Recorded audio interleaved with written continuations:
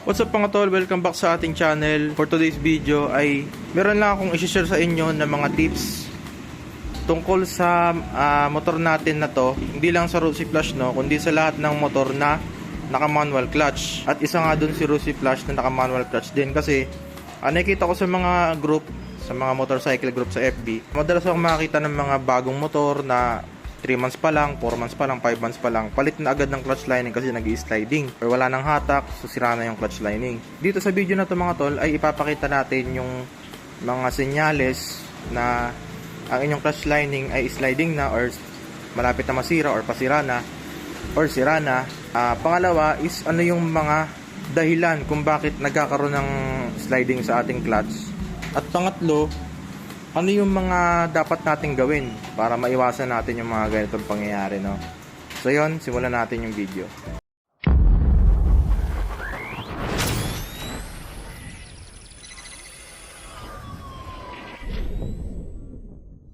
Unahin muna natin mga tol yung mga senyales na pwede nating maramdaman once na yung ating clutch ay malapit na siyang masira or sliding na siya. So unang-una, makita nyo yan kapag ka nag-change oil kayo.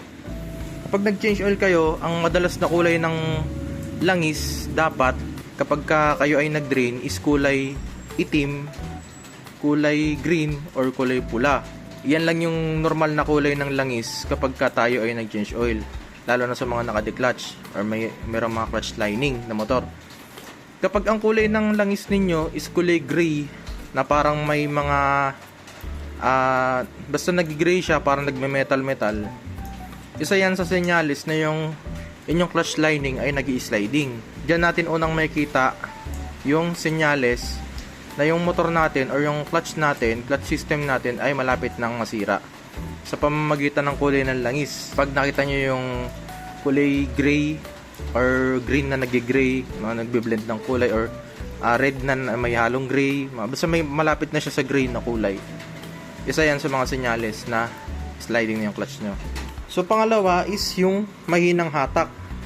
Yung sinasabi natin na mahinang hatak, kahit naka-release na yung clutch natin at anong piga ng silinyador is wala siyang takbo or ayaw niyang tumakbo, ayaw niyang tumulin, ganon, puro galit lang yung makina.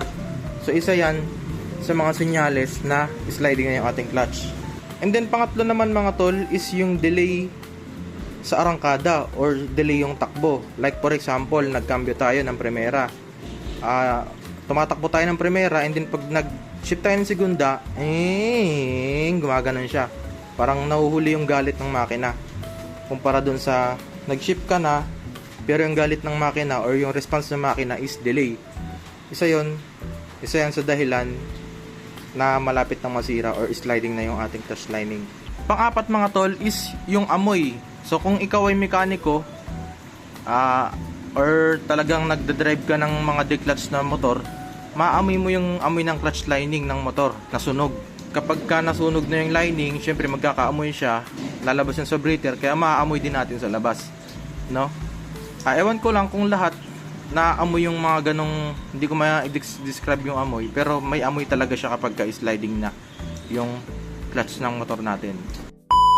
So isunod naman natin mga tol kung ano ang dahilan kung bakit nag-i-sliding yung clutch natin. Unang-unang dahilan dyan mga tol is yung driving habit. Kaya nga nang sabi ko kanina, marami akong nakikita sa FB na sa mga group page ng mga motor na mayroong naka-declutch, bago pa lang yung motor nila, sliding na agad. So hindi ko lang alam, pero karamihan kasi sa mga kumukuha ng motor is bago lang din sa declutch. Or siguro meron mga nagmumotor na or kumukuha ng motor na first time mag-clutch, kaya hindi pa nila masyadong kabisado yung tamang bitaw ng clutch kapag ka tumatakbo. Meron yung galit na yung makina,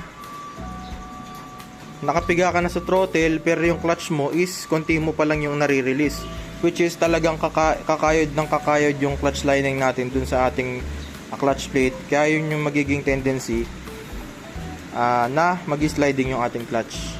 Meron naman pagdating sa mga paahon, galit na yung makina, ayaw nyo pang mag-change gear or naka-stay lang kayo sa high gear, kaya yung makina is galit na siya pero yung usad ng motor is mabagal.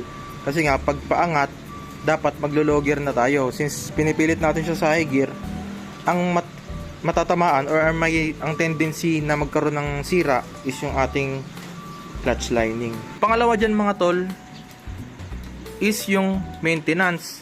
So kapag ikaw ay matagal mag-change oil at alam naman natin na ang clutch ng motor natin or ang clutch system ng motor natin ay wet clutch. So dapat mapanatili natin yung ganda ng texture ng langis, no? Kapag wala na yung dulas, may tendency na dudulas na lang or magi-slide na lang yung clutch lining natin dun sa ating clutch plate. Kaya may tendency rin siya na mag-sliding siya or masira. Isa yan sa dahilan kung bakit nasisira yung ating clutch lining or nag-sliding yung ating clutch. Pangatlo mga tol, isa sa mga dahilan kung bakit madaling masira yung clutch natin or mag-sliding yung clutch natin dahil sa setting ng mismong clutch. Kasi kapag bago yung motor, kapag naglabas kayo ng declutch na motor, una nyong i-check pagkalabas nyo ng kasa is yung play ng clutch. So dapat meron siyang play na ganyan. Hindi siya dapat kapag ginanon mo is matigas or hindi mo siya maitulak, no? Kumbaga yung laro ng ating clutch is sobrang haba, magmula dito hanggang dito. So sobrang haba. So wala siyang play. Yan ang isa sa dahilan kung bakit mabilis mag-slide yung clutch natin.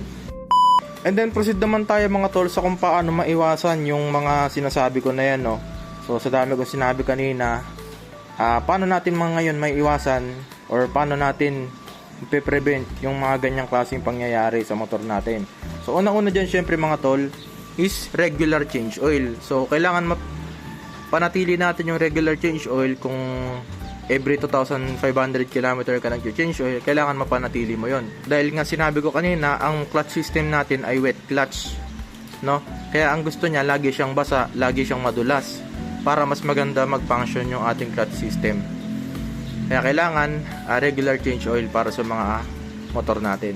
So pangalawa mga tol is yung correct setting ng clutch, no? Kapag bumili kayo ng motor or kapag naglabas kayo ng motor na declutch or manual, so make sure ito ang una nyong i-check. Ayun nga, yun nga yung lever, kailangan may laro to, kailangan may play to. Kailangan naglalaro siyang ganyan. Pangalawa is ito, no? Kailangan ito nagagalaw nyo to. Kasi kapag ito nagagalaw, ibig sabihin naka-disengage yung rod niya doon sa ating release bearing. Kaya hindi nakatukod yung ating clutch. Kapag ito hindi nyo magalaw, kapag kahit anong pilit nyo hindi nyo siya magalaw, may problema or pwedeng nakatukod yung ating clutch rod doon sa ating release bearing. Kaya yun ang mag-uumpisa ng pag-sliding ng clutch. So may adjustment naman yan dito. Kung kaya pa siyang i-adjust, pwede nyo siyang i-adjust dito. Luluwagan nyo lang to, itong kabila, pati ito, and then itutulak nyo siya palabas. Dapat pa ang pinakang luwag niya is papunta doon. So ito ang luluwagan ninyo. Luluwagan ninyo to para umatras yung cable. Ayun ang solusyon dyan mga tol, para magkaroon siya ng play. Kasi sa mga ganitong motor, mga map type or map fairings, wala kasing adjuster dito yan eh. So yung mga naked or kagaya ng mga Raider, yan, mga RS-150, may adjuster yan dito sa may part na to. Pero ito kasi wala. Kaya dito talaga tayo mag-a-adjust dito sa may baba. At pangatlo mga tol ay proper driving habit or yung tamang paggamit ng clutch. Para sa mga buguhan sa clutch ng motor mga tol, ang gusto kasi ng clutch, konting angat mo lang sa kanya, tatakbo na siya. Yun ang gusto ng clutch sa lahat ng mga motor, no? Kahit sasakyan pa yan, kahit 4 wheels pa yan, 2 wheels, 6 wheeler, 10 wheeler, kagaya ng mga truck na yan, ang gusto ng clutch system is konting angat mo lang ng clutch is umuusad na siya. Doon siya hindi mai-stress, kaya may iwasan din natin yung mabilisang or agarang pagkasira ng clutch lining natin sa pamamagitan ng tamang paggamit ng clutch. So konektado to kanina dun sa pag-aayos ng setting ng clutch natin. So kailangan ang piga ng clutch is konti lang, as in mga 1 inch magmula dun sa ating handle grip. Ganyan. Tapos kunting angat mo lang na ganon, isuusad na siya. Doon mas safe at mas magiging maluwag yung paggamit ng clutch natin. Mas doon siya tatagal masira.